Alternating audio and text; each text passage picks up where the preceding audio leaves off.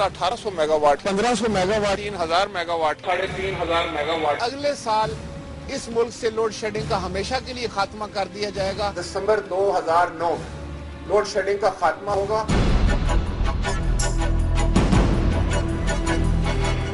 जहाँ से भी कोई मेगावाट मिले मैं अपने नेशनल ग्रिड में फौरन लेकर आना चाहता हूँ। अगले साल जो है इंशाल्लाह ताला 14 अगस्त को इस मुल्क में जो है वो लोड शेडिंग नहीं होगी। आइंदा साल कोई लोड शेडिंग नहीं होगी। दिसंबर 2009 के बाद लोड शेडिंग नहीं होगी। अल्टरनेट एनर्जी पे जाना चाह रहे हैं, हम विंड मिल की तरफ जाना चाह रहे हैं, सोलर एनर्जी की तरफ जाना चाह रहे हैं। अगले साल इंशाल्लाह ताला लोड शेडिंग हमेशा के लिए खत्म कर दी जाएगी। लोड शेडिंग इतनी हो रही दिल करता है वो वापडा के दफ्तर पे जाके बच्चों को लेके ना वहीं जाके ना पेट्रोल लेके आग लगा दी। 15 घंटे बिजली नहीं आई तो 12 घंटे का जो उन्होंने बिल भेजा है तो किस तरह भेजा है, वो बिजली कहाँ जली है? मैं तो समझती हूँ कि हमारे मुल्तान में या तो यूसुफ रजा गिलानी के घर में जली है। लोड शेडिंग का एहसास आप गरीब से पूछे, जो रोजी से बैठ गया, जो रिस्क से बैठ गया, जो अपने कारोबार से बैठ गया, अगर मुश्किल से मेहनत करके सारा दिन रात को सोना चाहता है तो रात को उसकी नींद नहीं है। ऐसी गवर्नमेंट को तो मेरे ख्याल में इस्तीफे दे देने चाहिए, मुल्क बदल कर देना चाहिए। हुकूमत को तो दफा करना चाहिए ऐसी हुकूमत को। अब वोट आ रहे हैं ना, हम लोगों ने तो वोट डालने ही नहीं है। बत्ती से बहुत तंग आए हुए हैं, इतने तंग आए हुए हैं कि हद से ज्यादा तंग आए हुए हैं कि हमारे बच्चे परेशान हैं। नंगे पानी में डाल रहे हैं, कभी कहीं डाल रहे हैं, कभी छतों पे चढ़ रहे हैं। 4-4 घंटे बत्ती जा रही है। बापडा वाला ने फिर ऐसे करो तो किसी जेल में डाल दो, बापडा वाला ने कहीं भेज दो यहाँ से। उनके बाल बच्चे नहीं है क्या? 8 साल बिजली नहीं आएगी, 2-4 महीने ना भेजे, फिर देखे आवाम क्या करती है। ये तो सारा तख्ता ही उल्टा देगी। घंटा भी नहीं आती भाई।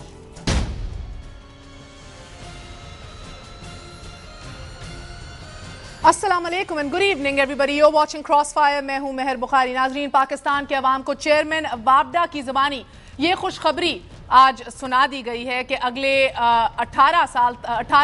2018 तक लोड शेडिंग अगले यानी कि 7 साल तक जूं की तूं होती रहेगी। यानी कि आप दिन भर मजदूरी करके घर आएंगे तो गर्मी आपको जीने नहीं देगी, रात को नींद आपसे यूं ही 7 साल तक रूठी रहेगी।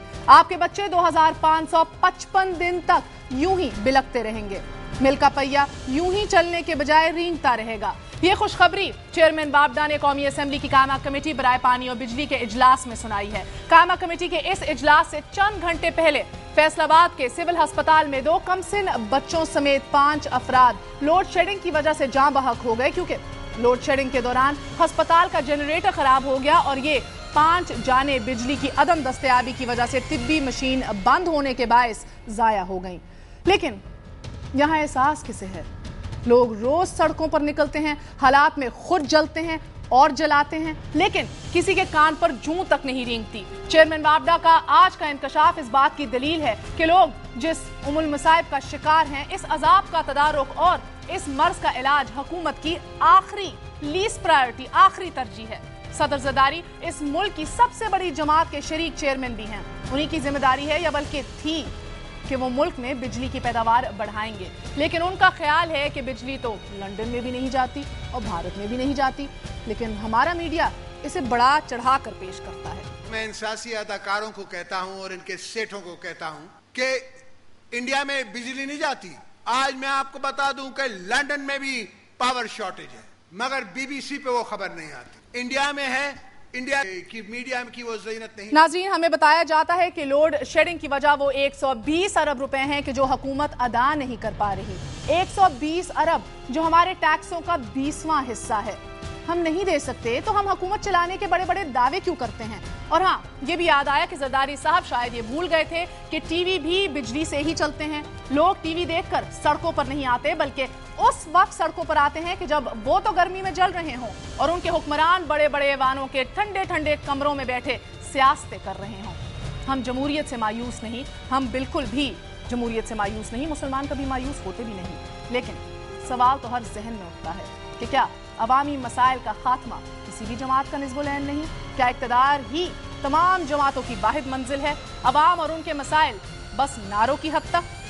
नाज़रीन, एक छोटा सा वक्फा लेंगे, वक्फे के बाद आपकी खिदमत में फिर हाजिर होंगे। आप ही के मसाइल के ऊपर बात होगी, और बात होगी एक नई मुहिम की कि जो निकलती और शुरू होती नजर आ रही है। हुकूमत हटाओ नहीं, बल्कि जरदारी हटाओ मुहिम, जरदारी भगाओ मुहिम की बात करेंगे। After a very short break, keep watching crossfire.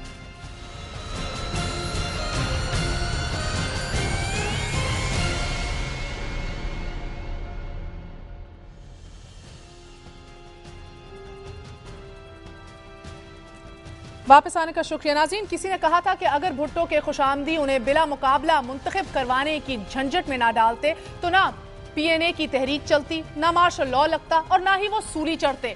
न जाने ये अलमिया हमेशा पाकिस्तान पीपल्स पार्टी के साथ ही क्यों है कि इसके कायदीन कोई ना कोई ऐसा काम कर जाते हैं कि जो ठहरे हुए पानियों में तूफान पैदा कर देता है। जैसे 1977 में पीपल्स पार्टी के चेयरमैन अगर बिला मुकाबला रुकन कौमी असम्बली मुंतखब ना भी होते तो फिर भी इलेक्शन का मैदान उन्हीं का था।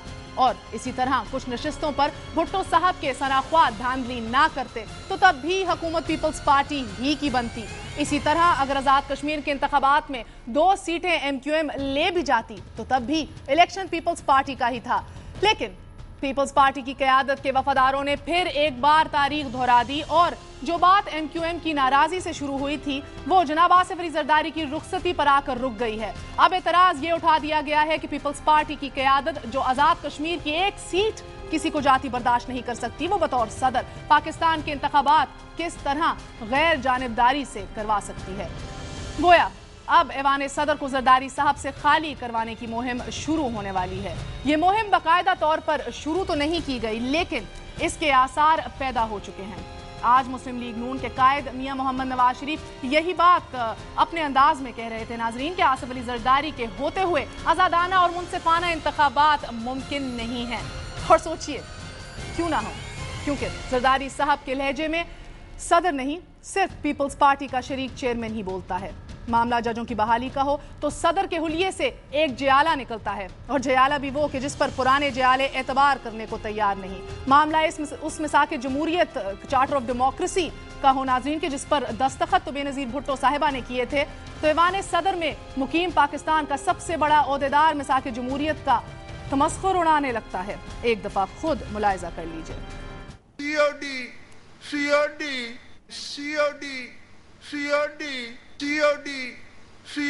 नाज़रीन, जो शख्स अपने वादों को ये कहकर तोड़ दे कि मुआहिदे कुरान और हदीस नहीं होते, ऐसे शख्स की निगरानी में इंतखाबात करवाने का खतरा कौन मोल ले सकता है?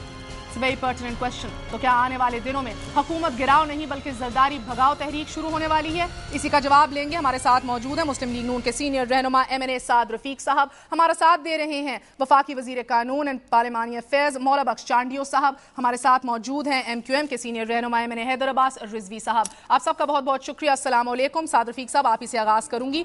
फरमा दीजिएगा, आज़ाद कश्मीर का जो इंतजामी ढांचा है वो भी कमजोर है इन कंपैरिजन टू पाकिस्तान। उधर का इलेक्शन कमीशन जो है वो भी कमजोर है, बल्कि काफी कमजोर है कंपेयर टू पाकिस्तान। तो आखिर क्या बात है कि मियां साहब को ये खदशा है कि आज़ादाना या ट्रांसपेरेंट इलेक्शन जरदारी साहब की सदारत में मुमकिन नहीं होंगे?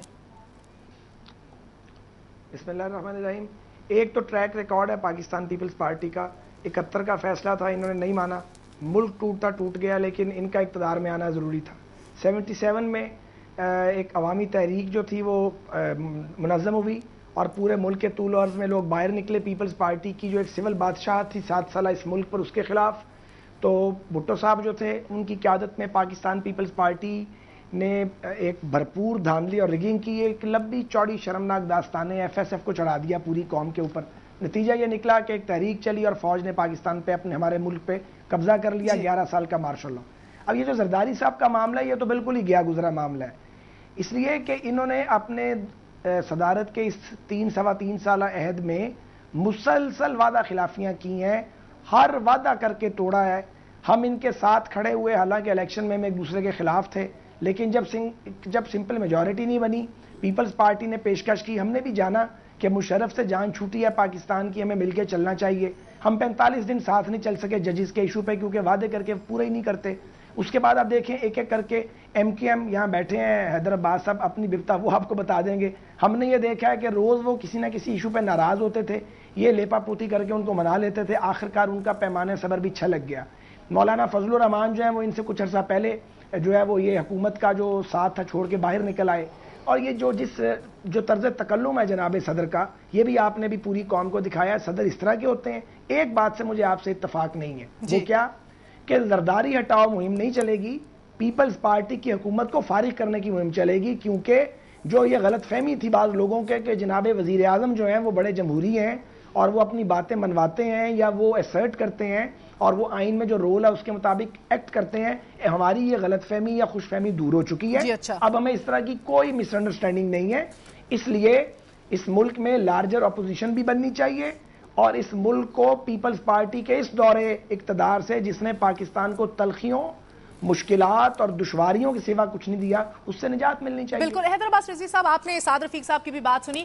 آپ کی ہی پریس کانفرنس میں کل فاروق ستار صاحب نے بھی کہا، ایم کیو ایم کا آفیشیل موقف بھی آیا کہ یہ کشمیر، آزاد کشمیر کے الیکشنز ایک کیس سٹڈی تھی، تو ہمیں بھی توقع نہیں ہے کہ آگے اگلے الیکشن چاہے بلدیاتی ہوں، آپ کے جنرل الیکشنز ہوں، وہ کس طرح کے ہوں گے. اگر اس الیکشن کے اوپر یہ کارنامے دکھائے گئے ہیں تو مجھے فرما دیجیے گا کہ کیا آپ کو، میں نے جب کہا کہ زرداری بھگاؤ مہم شروع ہو رہی ہے، یہ باقاعدہ طور پہ کوئی جیسے -1 کے فارمولا بھی آپ کو یاد ہوں گے ماضی میں، ابھی حال ہی کی بات ہے -1 کی بات ہو رہی تھی اور اسٹیبلشمنٹ بیکڈ فارمولا کی بات ہو رہی تھی. اب ایک پولیٹیکل موومنٹ ہمیں نظر آ رہی ہے ابھی بنتی، آپ کی طرف سے بھی، نون لیگ کی طرف سے بھی. کیا آپ اس سے اتفاق کرتے ہیں؟ دیکھیے، ہم ایم کیو ایم کسی کانسپریسی تھیوری کا حصہ نہیں بننا چاہتے.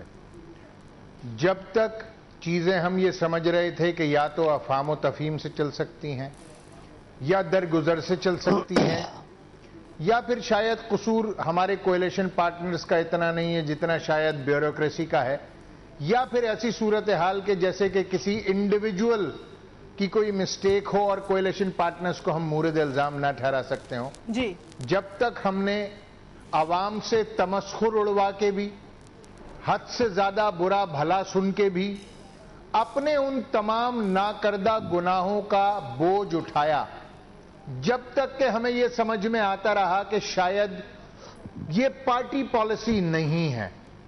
مگر کشمیر کے الیکشنز میں، خاص طور پر جو کراچی میں جو انتخابات ہونے تھے، اس کو سوچ کر ہم پر حیرتوں کے پہاڑ ٹوٹتے ہیں کہ اگر وہ سیٹیں ایم کیو ایم جیت جاتی جیسے پہلے جیتتی رہی ہے، تب بھی وہ پیپلز پارٹی کے ہی باسکٹ میں جانی تھیں اور انہی کو اسٹرینتھن ہونا تھا ان سیٹوں سے. آخر یہ کیا وجہ تھی کہ ہم پر اتنا دباؤ ایگزرٹ کیا گیا، اتنا دباؤ ڈالا گیا کہ ان 2 سیٹوں میں سے بھی یا تو ایک سیٹ ہمیں دو یا انتخابات ہی نہیں ہوں گے. اب جبر، دھمکی، دھوس، طاقت سے تو خیر ہم کسی کے قابو آنے والے ہیں نہیں. پیار کی بات ہوتی، یہ دونوں سیٹیں بھی ہم ان کے اوپر وار کے ڈال دیتے، مگر ان کا جو رویہ تھا وہ انتہائی غیر جمہوری تھا. اور پہلی بار ہمیں ایسا لگا کہ جیسے شاید یہ اپنے کولیشن پارٹنرز کے ساتھ ایک ایسی زبان میں بات کرنا چاہتے ہیں جس کو سننا ہمیں گوارا نہیں تھا، تو ہم نے یہ فیصلہ کیا اور آج ہم اپوزیشن کا حصہ ہیں. جی، مبارک ہو اس بات پہ آپ کو اپوزیشن کا. برا نہ مانیے گا حیدر صاحب، مگر میں نے شروع کے اندر بھی بات کی کہ اصل مسائل جو عوام کے ہیں، یہ دو کا درد ختم نہیں ہوتا کہ ہمارے مسائل کو کوئی بنیاد نہیں بناتا علیحدگی کی. کیا 2018 میں تک لوڈ شیڈنگ کا چلنا، ابھی تک جتنے میگا واٹس تھے اس سے بھی اور کم ہو جانے، ابھی سٹوریج کیپیسٹی اور کم ہے، مہنگائی ہو، بے روزگاری ہو، مشکلات میں کوئی کمی نہیں آئی. شاید دل کو اطمینان زیادہ پہنچتا کہ اب اگر آپ ان باتوں کو بنیاد بنا کے علیحدگی اختیار کرتے. آپ کو شاید یاد ہوگا کہ اسی برس پیٹرول کی قیمتیں جب آسمان سے باتیں کرنے لگی تھی تو ہمارے باقاعدہ ہماری گورنمنٹ کے ساتھ کولیشن گورنمنٹ کا ہم حصہ تھے، وہاں پر ہم نے ڈائیلاگ کیا. ایک بار پیٹرول کی جو قیمتیں بڑھی ہم نے اس کو 0 کروا دیا، دوسری بار ہم نے اس کو آدھا کروا دیا، اور تیسری بار جب قیمتیں بڑھی تو ہمارے پیچھے کھڑا ہونے والا کوئی نہیں تھا. اور یہ ایم کیو ایم ہی ہے جو کہ چاہے عوامی مسائل ہوں یا جمہوریت کے بنیادی اصول ہوں. دیکھیے 2 سیٹیں اگر ایشو ہوتی ہمارے لیے تو ہم وفاق میں 2 وزارتوں، سندھ میں گورنرشپ اور صوبہ سندھ کی ہی 14 وزارتوں کو خداحافظ نہیں کہتے، مگر یہاں پر بات بنیادی عوامی جمہوری اصول کی تھی کہ جب ہمارے کولیشن پارٹنرز ہی ہمارے حق پہ ڈاکہ ڈالنے کی کوشش کریں تو پھر صورتحال باقی کیا بچتی ہے؟ بالکل. چانڈیو صاحب السلام علیکم, آپ کی جانب آتی ہوں. اب خدشہ یہ ابھرتا جا رہا ہے کہ بس آپ کولیشن پارٹنرز کے حق پہ جو ہے وہ ڈاکہ نہیں ماریں گے, بلکہ پورے پاکستان کے عوام کے حق کے اوپر بھی ڈاکہ ڈالا جا سکتا ہے. زرداری صاحب کے اوپر سوالیہ نشان کھڑے ہو گئے ہیں. سعد رفیق صاحب کو آپ نے سنا, زرداری بگاؤ مہم نہیں, اب تو اس حکومت سے جان چھڑاؤ مہم کا آغاز ہونے والا ہے. کیا کہیں گے؟ پہلی بات تو میں آپ سے 1 منٹ کے لیے ضرور سنیے گا. آپ مجھے وقت سے پہلے ٹوک دیتے ہیں, میں بھی آپ کے کہنے پہ چپ ہو جاتا ہوں, لیکن ابھی 3-4 دوستوں سے پوچھ کر پھر مجھ سے پوچھ رہی ہے تو ضرور مجھے 1-2 منٹ دیجیے گا. پہلی بات تو یہ کہ جو آپ نے تمہید باندھی ہے اپنی گفتگو کے آغاز میں, وہ حقیقت پر مبنی نہیں ہے. آپ پڑھتے نہیں ہیں, باتیں سن کر تبصرہ کرتے ہیں, آپ نے پڑھا نہیں ہے. آپ پروفیسر غفور کو پڑھیں, الیکشن کا مسئلہ بھٹو صاحب کے ساتھ نہیں ہے. آپ اور لوگوں کے مضامین پڑھیں, کتابوں میں آ گئی ہے الیکشن ذوالفقار علی بھٹو کے ہٹانے کا سبب نہیں تھا. طے شدہ پروگرام کے تحت بہت پہلے الیکشن سے پہلے آپ رفیع رضا کی یادوں کو پڑھیں, بھٹو کو اتارنا الیکشن کی بات نہیں تھی. لاڑکانہ کی 1 سیٹ بھٹو کے اتارنے کا باعث نہیں بنی. کسنجر کی ملاقات کا پڑھیں, آپ کو معلومات ہو جائے گی. ذوالفقار علی بھٹو کو الیکشن کی وجہ سے نہیں, ایک طے شدہ منصوبے کے تحت, بین الاقوامی سازش کے تحت ایک جنرل نے اتارا اور انہوں نے ان کو قتل کیا ہے عدالت کو استعمال کر کے. لہٰذا ریکارڈ کو درست کریں. الیکشن کی وجہ سے اگر آپ مجھے اجازت دے دیجئے, آپ نے بات پوری کر لی. پہلے بات پہلے میں سن لینا, آپ بیچ میں ٹوکتے میں باتیں بھول جاتا ہوں. میں تو کتابوں کے حوالے دیتا ہوں. خواجہ سعد رفیق صاحب نے بھی فرمایا, بڑے اچھے میرے بھائی ہیں, انہوں نے بڑا تبصرہ کیا ہے کہ وہ الیکشن کی وجہ سے اتارا ہے. میں ان کو کہتا ہوں, انہوں نے جن مسلم لیگ کے رہنماؤں نے جماعت اسلامی سے روحانی درس لیا ہوا ہے, وہ بھٹو کو برداشت کرنے کو تیار نہیں. وہ بھٹو کی باتیں مانے. ان کے ہی سابق لیڈر پروفیسر غفور کے کتابوں کو پڑھ لیجئے. پروفیسر غفور نے کہا ہے کہ بھٹو نے اس موومنٹ کے معاملے میں, یا وہ تحریک بھٹو کے دشمنی کی وجہ سے نہیں, وہ کس غلط پالیسی کی وجہ سے نہیں چلی. وہ بات چیت کر گئے تھے, ہم معاملہ طے کر کے بیٹھے تھے, اور کہتے بنگال الگ ہو گیا بھٹو کی وجہ سے. زیڈ سولری کا کتاب پڑھ کے دیکھ لیں, الطاف گور کا کتاب پڑھ کے دیکھ لیں, اور لوگوں کی یادداشتیں پڑھ کے دیکھیں. بھٹو کے دور سے کہیں پہلے بنگلہ دیش کی موومنٹ کا بنیاد پڑا, جس میں ہاتھ آپ کے ساتھیوں کا تھا, آپ کے رہنماؤں کا تھا, آپ کے علاقے کا تھا. چھوٹے صوبہ کا کوئی قصور نہیں تھا. پنجاب کے مخصوص طبقے آپ بڑے سینئر رہنما ہیں, ہم تو آپ کے مقتول ہیں. مقتولوں کے سامنے بیٹھ کے قاتل جو ہے وہ اس طرح کی باتیں کریں اور پھر توقع کریں ہم چپ کر کے آپ کو سنتے رہیں گے. آپ تو بڑے جگر ادھر تم اور ادھر ہم کا نعرہ میں نے تو نہیں لگایا تھا. چانڈیو صاحب, جو ادھر جائے گا وہ یہ واپسی کا ٹکٹ نہ لے, یہ آپ کے لیڈر کا نعرہ تھا. جو ادھر جائے گا اس کی ٹانگیں توڑ دی جائیں گی. ذوالفقار علی بھٹو نے کہا تھا, میں تھوڑی سی پیتا ہوں, حلوہ نہیں کھاتا. بھٹو نے کہا تھا, میں نے کہا تھا, یا آپ نے کہا تھا. ایسی تاریخ کو مسخ کرنے کی کوشش نہ کریں. آپ بھٹو کے لیے جو الفاظ بول رہے ہیں میں سن رہا ہوں, آپ ذرا حوصلہ تو کریں. ہاں تو میں نے تھوڑی بولے ہیں, بھٹو صاحب نے خود بولے ہیں, اپنی زبان سے بولے ہیں. لاہور کے ناصر باغ میں انہوں نے بولے ہیں, میں نے تھوڑی بولے ہیں. پارٹ آف ہسٹری ہے. گلیوں میں جو لوگ آپ کتابیں پڑھا رہے ہیں ہمیں. کیے لوگوں جو مظالم کیے, میں اس کا گواہ ہوں. بھٹو صاحب جو ہیں وہ ان کے دور میں قتل ہوا, ڈاکٹر نذیر کا, خواجہ رفیق صاحب کا, مولوی عبدالصمد اشکزئی کا, جو محبان پاکستان تھے, جو ان کے خلاف سر اٹھاتا تھا, چن چن کے وہ قتل کرتے تھے. وہ اس قتل کے ذمہ دار ہیں, کوئی معصوم آدمی تھوڑی تھے بھٹو صاحب. وہ آپ کے لیے ولی اللہ ہوں گے, ہمارے لیے ولی اللہ نہیں ہے. وہ ایک بڑے سیاستدان تھے مگر بہت متنازع آدمی تھے. بیچ میں نہیں بولنا چاہیے, میں چپ ہو جاؤں. آپ بولیں. چانڈیو صاحب, آپ غلط بیانی اگر کریں گے, الزام تراشی ہم پہ. ہمارے بھائی کون سے لیڈر تھے؟ جماعت اسلامی کے لیڈران سے ہمارا کیا لینا دینا بھائی؟ ان کا آدمی نہیں ہے وہ, ان کے سامنے ان پر آپ کرٹیسائز کریں, وہ ڈیفینڈ کریں گے. سن تو لیں, جماعت اسلامی پہ غصہ نہ کھائیں. سن تو لیں, میں تو جماعت پہ تنقید کی ہے. ابھی آپ کے مسلم لیگ کے تو کٹو میں آپ تو ہمارے پر بلا وجہ برس رہے ہیں. اتنا بھٹو پر بولیں آپ. یہ بھی تو مان جائیں, شیخ مجیب کو میجورٹی ملی تھی اور آپ کی پارٹی کو نہیں ملی تھی. آپ مجیب الرحمان کو وزیر اعظم بننے دیتے, یا خان کے ساتھ مل کے سازش نہ کرتے تو آج پاکستان ایک ہوتا. یہ ملک ٹوٹا آپ کے لیڈر کے لالچ کی وجہ سے. آپ بولتے رہے کیا, سب لوگ جانتے ہیں بنگال کی علیحدگی کا ذمہ دار کون ہے, وہ سب لوگ جانتے ہیں. اگر آپ دونوں اجازت دیں, تاریخ کی درستگی کے لیے تو یہ شو آج ہو نہیں رہا. ہم لسٹیں بنا لی ہیں, ہم نے کون کون سی کتابیں پڑھنی چاہیے, مگر چانڈیو صاحب آپ میرے لیڈر پہ الزام لگا رہے ہیں, 2 مل کر میں جواب نہ دوں, یہ تو بری بات ہے نا. آپ مجھے بھی تو بھٹو صاحب ہمارے بھی لیڈر تھے جناب, کیا ہم اس تاریخ کو رد کرتے ہیں, کیا ہم اس کو لیڈر نہیں مانتے؟ ہمارے بھی وزیر اعظم رہ چکے ہیں. مجھے بھی سن لیجئے نا, میں کتابوں کے نام لے رہا ہوں. آپ کے لیڈروں نے, آپ کے اہل پنجاب کی دانشوروں نے کتابیں لکھی ہیں. وہ قصور بھٹو کا نہیں تھا. بھٹو کے سیاست سے پہلے بنگال کے علیحدگی کا معاملہ چلا, اب اس پہ نہ جائیں. لیکن 77 کی الیکشن میں دھاندلی بھٹو کے علیحدگی کا بنیاد نہیں ہے. میری بات چانڈیو صاحب بس اتنی تھی کہ ان کے خلاف جو بھی سازش تھی اس کا جواز تو الیکشنز ہی بنے تھا. میری بات تو بس ادھر تک محدود تھی. جی نہیں, الیکشن نہیں بنے, الیکشن بنایا گیا ہے, وہ نہیں تھا. جب الیکشن دھاندلی نہیں دھاندلا کیا تھا. چلے چھوڑیں اس بات کو نا, میرے سوال کا جواب دیجیے چانڈیو صاحب.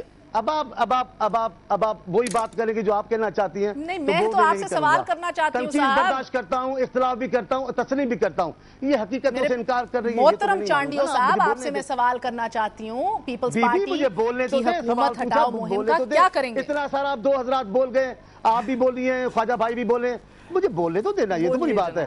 اب آپ کشمیر کی بات کرتے ہیں, میرے بھائی حیدرآباد بات کر رہے ہیں. یہ ہمارا معاملہ نہیں ہے. 2 الیکشن کی وجہ سے ہمارا معاملہ, 2 سیٹوں کی وجہ سے معاملہ نہیں ہے. یہ الیکشن کمیشن نے کیا ہے. کیوں کیا ہے؟ کراچی میں ریٹرننگ آفیسر کے ساتھ کیا ہوا ہے, کیا بات چیت ہوئی ہے, میں اس پہ ابھی نہیں بولتا. یہ ابھی اس وقت میرا بولنا نہیں ہے. آپ پوچھ لیں الیکشن کمیشن کے گلے پڑ جائیے کہ جناب آپ نے کیوں کیا ہے, وہ آپ کو حالات بتا دیں گے. 2 سیٹوں کی وجہ سے ہم کیسے اپنے دوستوں کو, اور اب بھی ہمارا نہیں ہے. میں کہتا ہوں جس مقصد کے لیے MQM اور پاکستان پیپلز پارٹی نے معاہدہ کیا وہ مقاصد مکمل طور پر ابھی تک حاصل نہیں ہوئے, لہذا ہماری علیحدگی کا کوئی جواز نہیں بنتا. ہمیں دونوں مقاصد کون سے تھے چانڈیو صاحب؟ آج یہ عوام پہ یہاں کرتے ہیں, وہ مقاصد کون سے تھے؟ وہ مقاصد کیا تھے چانڈیو صاحب جس کی وجہ سے یہ آپ نے اتحاد کیا تھا, یہ دلوں کو ملایا تھا, یہ نسلوں کو ساتھ چلانے کے وعدے کیے تھے, وہ کیا مقاصد کیا تھے؟ وہ مقاصد MQM بھی آپ کو بتائے گی. میں بھی کہوں گا ہم چاہتے کہ سندھ میں امن امان رہے, ہم چاہتے تھے کہ سندھ میں جمہوری جو ماحول ہے وہ بنا رہے, سندھ کے مستقل باشندے آپس میں خون خرابہ نہ کریں, اور جو ماضی میں نقصان ہوا ہے کراچی کا اور سندھ کا وہ نہ ہو. کراچی کی بے چینی پاکستان کی بے چینی بن جاتی ہے, کراچی کا معاشی نقصان پاکستان کا معاشی, ہم دونوں جماعتوں نے اس بنیاد پہ کیا تھا. جو آپ کراچی میں تو صورتحال دیکھ رہے ہیں, آپ کے اتحاد نے کون سے خون کی نہریں بہائی ہیں. بلکہ یہ میں آپ کے پاس آتی ہوں حیدرآباد رضوی صاحب, اب ایک ڈر بھی ابھر رہا ہے, ایک سوال بھی ابھر رہا ہے کہ اب کراچی کی صورتحال کیا بنے گی امن و امان کے حوالے سے. آپ کی علیحدگی کے بعد کیا کہیں گے آپ؟ بہت سارے لوگ اس صورتحال کا ذمہ دار کولیشن گورنمنٹ کو ٹھہراتے تھے سندھ میں جی, اور وہ یہ کہتے تھے کہ 3 جماعتیں ہیں اور ان 3 جماعتیں کولیشن میں موجود ہیں اور اس کی براہ راست ذمہ داری اس کولیشن گورنمنٹ کے اوپر ہے. چلیے ہم اس کولیشن گورنمنٹ میں نہیں ہیں اب, اور اب جو اس گورنمنٹ میں ہے ذمہ داری اس کی ہوگی.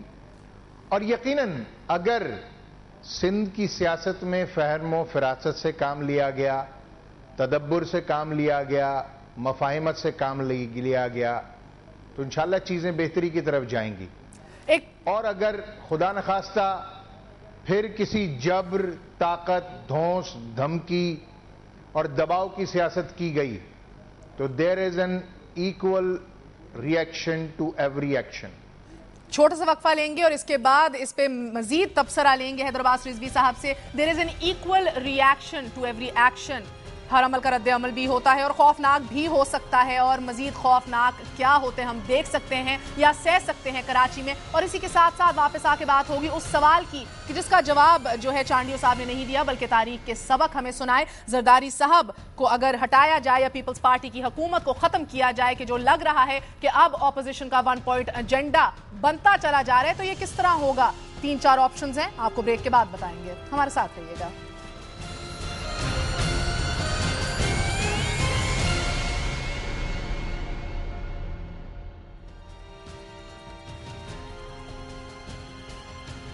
واپس آنے کا شکریہ ایک بار پھر. Welcome to Crossfire. ہم بات کر رہے تھے کہ کیا حکومت ہٹاؤ نہیں بلکہ زرداری بھگاؤ مہم کا آغاز تو نہیں ہونے والا. پہلی دفعہ پولیٹیکل موو یہ بنتی نظر آ رہی ہے, نہ کہ وہ -1 کا فارمولا جو اسٹیبلشمنٹ بیکڈ جو ہم نے حال میں سنا تھا جس کے بارے میں تبصرے بھی ہو رہے تھے. مگر سعد رفیق صاحب کہتے ہیں کہ زرداری بھگاؤ نہیں بلکہ اس حکومت یعنی کہ پیپلز پارٹی کو سرے سے ہی ہٹاؤ اور ختم کرو کی مہم آغاز ہو سکتی ہے, ہو رہی ہے. اسی کا پہلے مختصر جواب دے دیجیے چانڈیو صاحب, اس سے پہلے میں سعد صاحب کی جانب جاؤں. ہلو چانڈیو صاحب, اسی کا جواب دے دیجئے, اس سے پہلے میں سعد صاحب کی جانب جاؤں. ہاں تو ٹھیک ہے, آپ جو کہ میرے آواز نہیں آ رہی تھی, آپ نے جو کہا کہ زرداری صاحب کی بات ہے صرف, وہ آپ اپنے طور پہ جو تبصرہ کر رہی ہیں, لیکن اصل بات خواجہ سعد رفیق صاحب کہہ رہے ہیں وہ صحیح جواب ہے. جی اچھا، آپ کی حکومت ہٹانے کا چھڑانی ہے. اچھا پیپلز پارٹی سنیے اب بی ذرا تھوڑا مجھے بھی سن لیا کرے نا. اب خواجہ سعد رفیع کا جواب صحیح ہے. انہوں نے پیپلز پارٹی سے جان چھڑانے کے لیے بھٹو کو قتل کروایا. انہوں نے پھر دیکھا کہ بی بی اب پیپلز پارٹی سے جان چھوٹے گی. بی بی نے پیپلز پارٹی سنبھالی, ان کو بڑی مایوسی ہوئی. پھر بی بی سے جان چھڑائی گئی. انہوں نے سمجھا بی بی کے بعد کوئی نہیں ہے. پھر زرداری صاحب آ گئے. اب زرداری صاحب نے بھٹو اور بی بی کے دشمنوں کو مایوس کیا ہے. اسی لیے اصل مسئلہ پیپلز پارٹی سے جان چھڑانا ہے.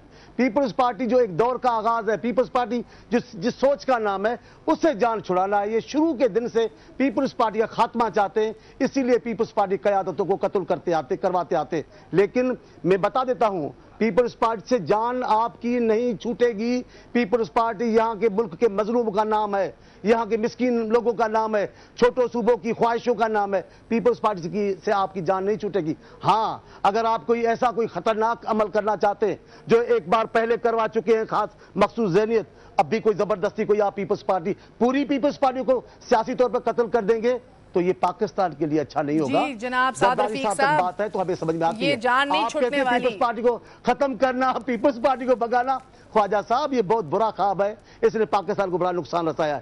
زرداری صاحب اگر پیپلز پارٹی کے قائد نہیں ہوتے تو کوئی بی بی سے کوئی دشمنی نہیں ہوتی. زرداری صاحب بی بی کے شوہر نہ ہوتے تو کوئی دشمنی نہ ہوتی.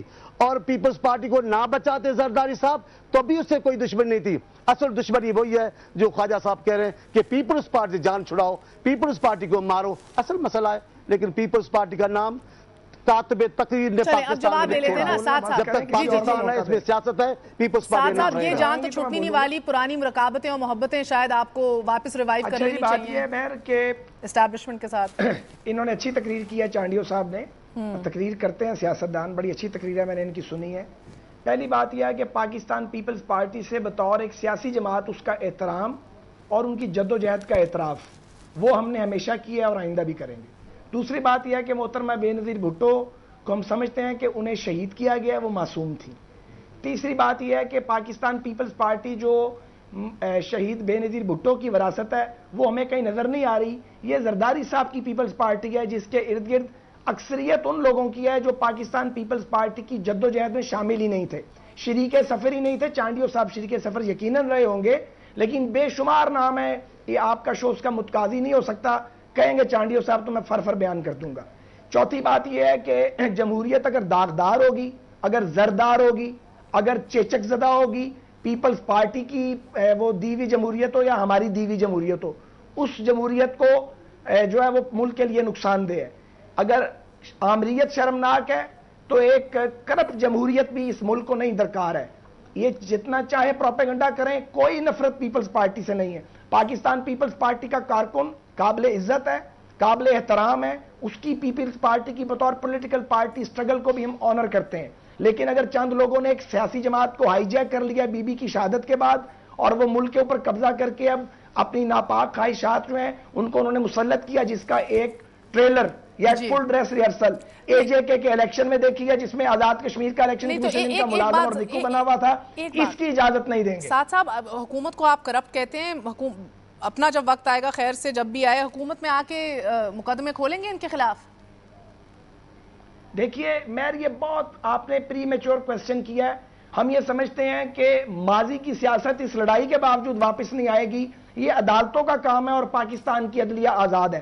ایگزیکٹو کا کام یہ ہے کہ وہ گڈ گورننس اس ملک کو دے, کیونکہ گورننس اچھی نہیں ہوئے گی اور اگر شفافیت نہیں ہوگی پاکستان ایک قدم آگے بڑھ نہیں سکتا. بہت پیچھے ہم جا چکے ہیں. ساتھ صاحب اس لیے کہا کیونکہ آپ جو کرپشن کا الزام ان پہ لگاتے ہیں وہ بھی پھر چھوڑ دیں نا. That's also too preemptive. میں اکیلا لگاتا ہوں مہر بخاری نہیں, میں جج ہوں مہر, میں کوئی عدالت ہوں, میں عدالت نہیں ہوں. عدالتیں اپنا کام کریں گی اور ہم نے ان کو کہا ہے 3 سال سے. اس کا جواب کیا ہے کہ بھئی احتساب کا ایک ایسا ادارہ, ایک منٹ, ایک ادارہ مل کے بناتے ہیں جو سی او ڈی میں طے کیا تھا تاکہ نہ الزام ہم پہ آئے نہ آپ پہ آئے کہ ہم ایک دوسرے کو وکٹمائز کرتے ہیں. کیوں نہیں بنایا انہوں نے؟ اب یہ وزیر قانون ہے چند مہینے سے, بنا لینا احتساب کے اس ادارے کو جس کے اوپر ہمارا کنسنسس ہے. کیوں نہیں بننے دیتے؟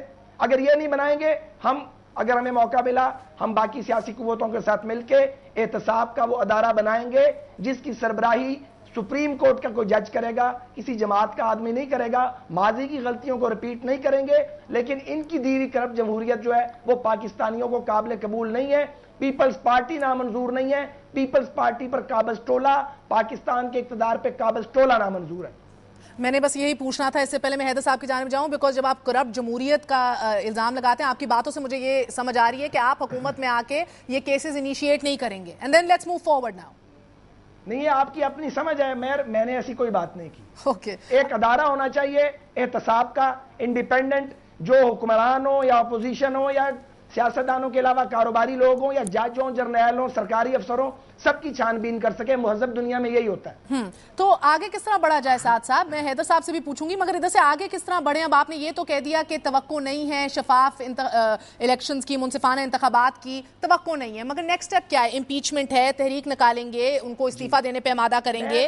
जी मेरा ख्याल ये है, मेरी अब ज़ाती राय है, क्योंकि जमाती राय इस मौके पर मैं दे नहीं सकता, कि शायद नंबर गेम जो है वो इसकी मुतकाजी नहीं है, क्योंकि PMLQ इनके साथ चली गई है। MQM को हम वेलकम करते हैं, वो अपोजिशन बेंच पे आए हैं। JUI को हमने पहले वेलकम किया, वो अपोजिशन बेंच पे आए हैं। मुझे लगता यूं है कि एक लार्जर अपोजिशन बनेगी, जो पहले कौमी असेंबली और सेनेट में मारज़ वजूद में आएगी और उसके कुछ अरसे बाद वो मैदान में निकलेगी, क्योंकि जो एटीट्यूड है मौजूदा हुक्मरानों का, तो ये जब तक हम बाहर मैदान में नहीं निकलेंगे ये अपनी रविश नहीं बदलेंगे। या रविश बदलेंगे या ये इक़्तिदार छोड़ेंगे, और इस मुल्क में एक फेयर और फ्री इलेक्शन होगा जिसमें लोग अपनी मर्जी की क़यादत का इंतखाब करेंगे। हैदर अब्बास रिजवी साहब, फारूक सत्तार साहब ने कहा शेर आ गया, अब बाहर निकलेगी ऑपोजिशन, साथ साहब कहते हैं, क्या ये दोनों शेर साथ निकलेंगे मिलके बाहर, और कब निकलेंगे? देखिए, MQM किसी कॉन्स्पिरेसी थ्योरी पे यकीन नहीं रखती। हम अगर आज ऑपोजिशन का हिस्सा हैं तो किसी सिस्टम डिरेलमेंट के लिए नहीं है, और आगे किस तरह बढ़ेंगे इसका फैसला मौजूदा हुकूमत के रवैयों को सामने रखते हुए होगा, कि अगर तो हुकूमत एक तरफ रखते हुए मफाहमत की सियासत आगे बढ़ती है तो यकीनन हमारा रवैया भी इंतहाई मफाहमाना होगा। हम हुकूमत के हर अच्छे काम को सपोर्ट करेंगे, और कोई ऐसा काम जिसको हम ये समझेंगे कि वो अवामी मफाद में नहीं है उसकी खुल के मुखालफत करेंगे, और यही दरअसल अपोजिशन का बुनियादी रोल है। हम किसी हुकूमत को गिराने और बनाने का हिस्सा नहीं बनना चाहते।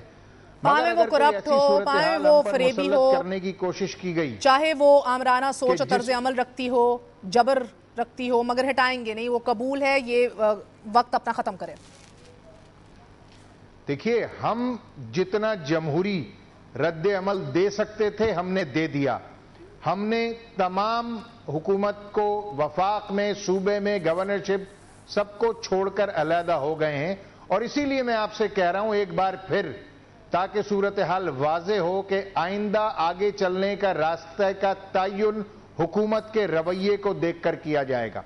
जी चांडी साहब, आखिरी आपकी जानिब आऊंगी, क्या इस बात को अपनी ऑपोजिशन को मुतहर्रिक और मुत्तहिद होते हुए देख के क्या आपकी क़यादत ने मीटिंग्स बुलाई हैं, क्या इस पे गौर व फिक्र की है कि आगे अपने रवैयों में तब्दीली लानी है? एक साल अब रह गया गुजारने को।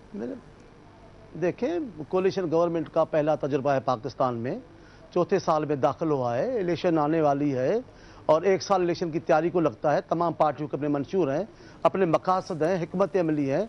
अगर आखिर दिन तक हम सब साथ रहेंगे तो अलग जाकर क्या बात बताएंगे, अलग कौन सी चीज़ होगी जो लोगों को बताएंगे? ये इलेक्शन के माहौल की तरफ जाएगा। हैदर अब्बास साहब ने कोई ऐसी बात नहीं की जिसकी बात मैं करूं। और फिर कहता हूं आपको, ये मामला एक ही हल है इसका, कि आईनी तरीके से, जमहूरी तरीके से तब्दीली आ सकती है, इसको कबूल करना चाहिए। मैं इस बात का हामी हूं कि बार बार जमहूरियत अपने रूह के साथ आए, तसलसल के साथ आए। एहतसाब का हक अवाम को है।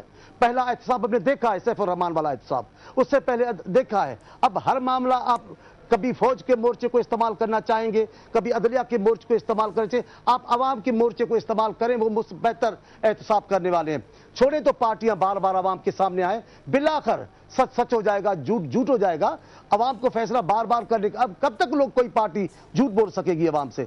यही हल है। और जो बाकी आप इधर उधर हल तलाश कर रहे हैं, इससे नुकसान होगा। अगर आप चाहते हैं कि यहाँ सियासी कल्चर मजबूत हो, चाहते हैं जमहूरी रिवायतें मजबूत हो, चाहते एक दूसरे को बर्दाश्त करने का माहौल बने, तो छोड़ें जो अमल है। अब इतना बर्दाश्त किया है, इतने अगर कोई हमने मज़ालिम किए होते, इतने कोई जराइम होते, तो सुने मैं एक सवाल जरूर आपको बता दूं।